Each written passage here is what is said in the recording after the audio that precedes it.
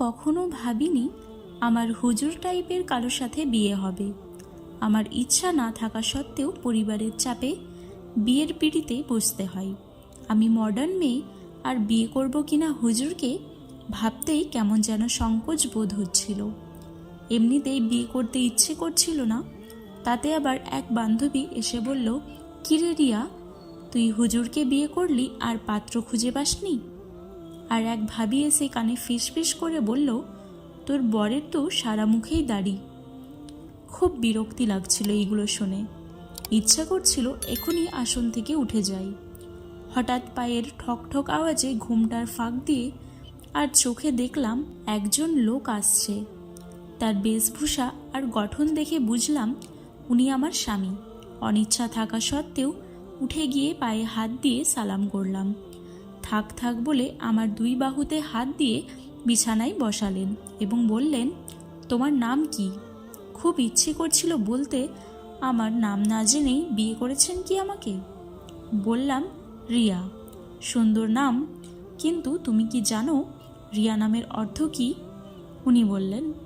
মেজাজ খারাপ হওয়ার উপক্রমে আমি বললাম, না। তখন উনি বললেন, শোনো, আরবিতে রিয়া শব্দের অর্থ হলো অহংকার, আর মানুষকে যে জিনিসগুলো ধ্বংস করে দেয় তার মধ্যে রিয়া অন্যতম।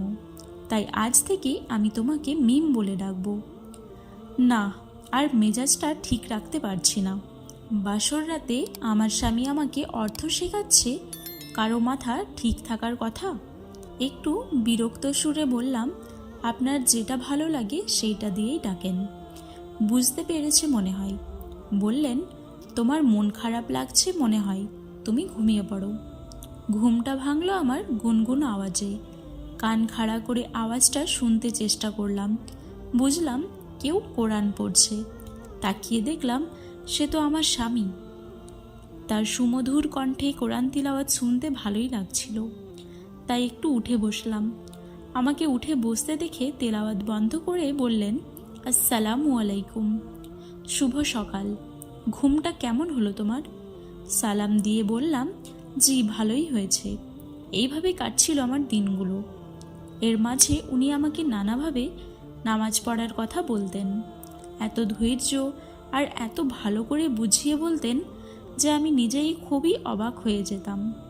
তার সব চেষ্টাকে সফল করে একদিন আমি নামাজ পড়া শুরু করে দিলাম। দেখলাম তার মুখটা হাসিতে ভরে গেল। তার হাসি মুখটি দেখতে ভালোই লাগছে।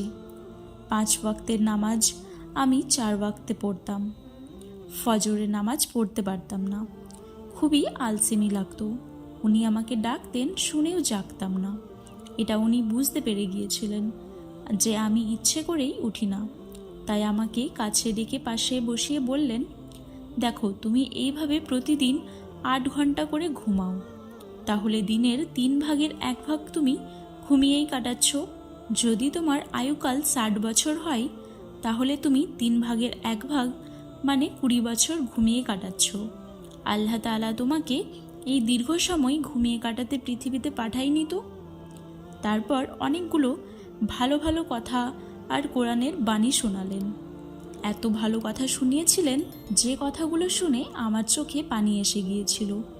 তারপর থেকে আজ পর্যন্ত আমি 1 ওয়াক্ত নামাজও কাজা করি না। সর্বদাই ধর্মীয় অনুশাসন মেনে চলি। আজ আমি অনুতপ্ত নই, গর্ববোধ করি আমার স্বামীর জন্য। সত্যি আমি খুবই ভাগ্যবতী। আজ এই পর্যন্ত। সকলে ভালো থাকুন, সুস্থ থাকুন। আবার ফিরছি একটি নতুন ভিডিও নিয়ে। এইরকম আরও ইসলামিক ভিডিও পেতে আমাদের চ্যানেলটি সাবস্ক্রাইব করে পাশে থাকা বেল আইকনটি প্রেস করে দিন, যাতে যখনই কোনো নতুন ভিডিও আসবে সর্বপ্রথম আপনার কাছে পৌঁছায়।